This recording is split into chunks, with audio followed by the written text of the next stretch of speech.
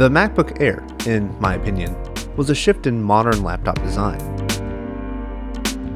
When Steve Jobs pulled the MacBook Air out of a manila envelope in 2008, it ushered in a new category of subcompact notebooks. While not as small or as cheap as the netbooks that preceded it, it packed into a very thin package a lot of power, featuring an Intel Core 2 Duo and a beautiful display. A formula that persists to this day with modern thin and light machines from the likes of Dell, HP, and Microsoft. This thinness carried into the second generation of the MacBook Airs. While not as thin as today's MacBook Pro M1 at its thickest, compared to contemporary professional notebooks at the time, it was definitely the slimmer option. But, as a fan of small notebooks, when Apple introduced the smaller 11-inch option, I was excited, and by the time I got one of my own, the specs were upgraded from the aging Core 2 Duo lineup to the new Intel Core i series, making this even more of a compelling offer. Small notebooks, despite their compromises, such as poor cooling, lack of ports, and in Apple's case, non-upgradable memory, are so compelling that I still choose to use them to this day. I retired my MacBook Air a while back, partially due to the inability to upgrade the RAM, a lesson I applied when ordering my current daily driver, but more importantly, when the internal battery decided to become a spicy pillow, a replacement battery was out of the question, since the cost to fix the machine was not worth the effort at the time. And yet, my curiosity has finally caught up with me, and today, I'll be installing a new battery into this machine, and see what mysteries I left behind when I abandoned the notebook. The first thing I need to do is to unscrew the bottom of the notebook.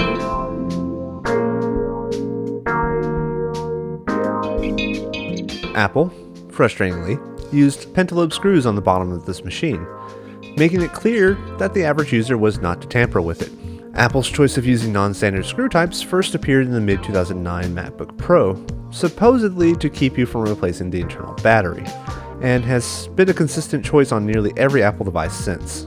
Despite Apple's reasons, many iPhone battery repair kits, and nearly all of the iFixit bit sets, not sponsored by the way, will provide a pentalobe driver, so despite this mild annoyance, getting into the MacBook Air is trivial. And while it was a hostile sign toward users, for technicians, this is a far easier design to get into, especially compared to pre-unibody designs that utilize the standard Phillips screw. Continuing the discussion of boneheaded user-hostile moves, this generation of MacBook Air saw the introduction of a proprietary solid-state drive. While a rational person would think that this is a modern NVMe SSD, it's absolutely not. Based on SATA, this design is not pin compatible with mSATA or M.2 slots, and makes upgrade options limited. The next parts to come out are the fan, a few cables, and the logic board itself. Under the heatsink hides the 1.6 GHz dual-core Intel i5. A 1.8 GHz dual-core i7 could have been configured, but only online. With a bit of cleaning and some fresh thermal paste, this thing is ready to reassemble.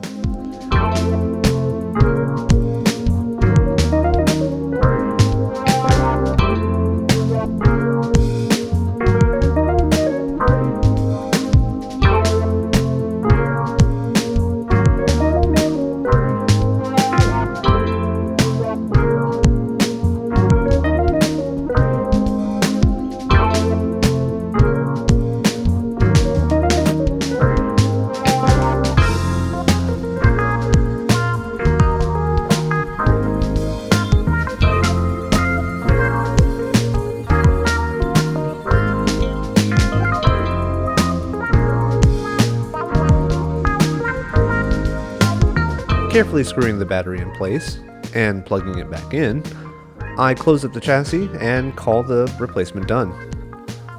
The battery I got came from iFixit, and they recommend to fully charge the battery for a few hours before using the machine, so I'll leave this to charge before I turn it on.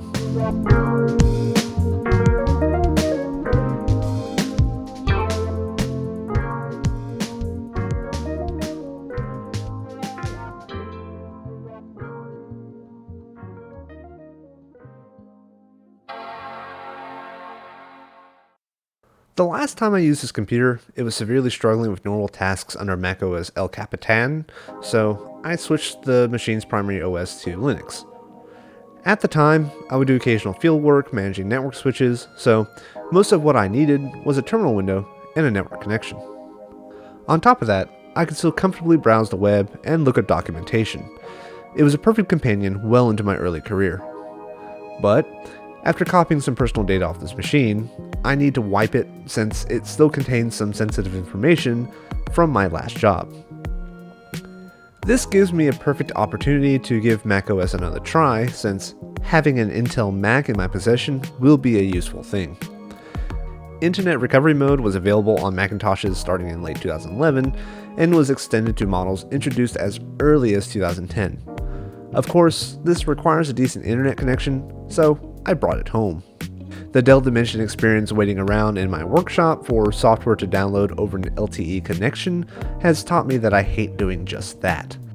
On most newer Macintoshes, Command-Option-R will attempt to install the newest compatible version, while Command-Option-Shift-R will attempt to install the version of macOS that came shipped with the machine, or the oldest still available.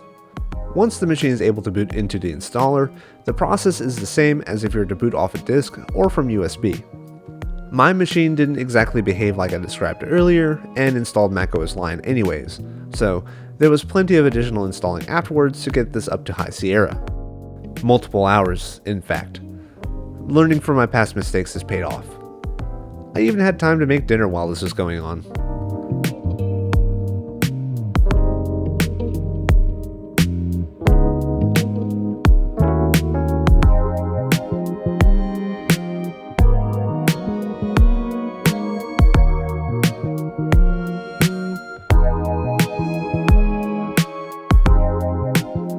But persistence pays off, and eventually I finished the install.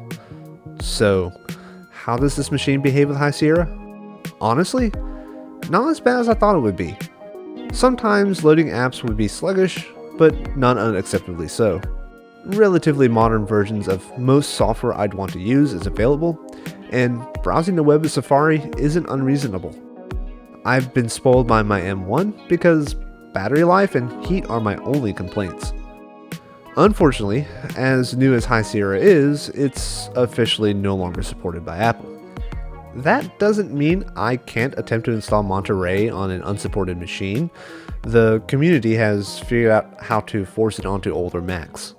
The process will be something I'll probably cover in a future video.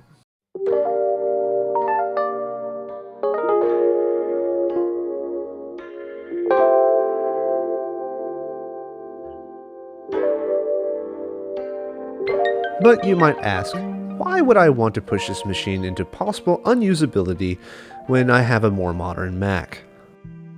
Because I can. More importantly, I don't own any other working Intel-based Macintosh currently. And there's a reasonable reason to be able to support soon-to-be legacy software that I may come across in the future that may have trouble running under Rosetta 2. But the biggest reason is nostalgia, the little lies we like to tell ourselves. This notebook was in daily use for the better part of a decade, and was my main portable computing device besides a smartphone. The reason I don't see tablets as terribly useful is just how small this machine is, and the form factor means I can do more meaningful work without needing to carry around additional accessories like a portable keyboard. Nostalgia is one of the strongest reasons I keep some of these old machines going, like my PowerBook G4 or the Dell Dimension I attempted to install Windows 10 on.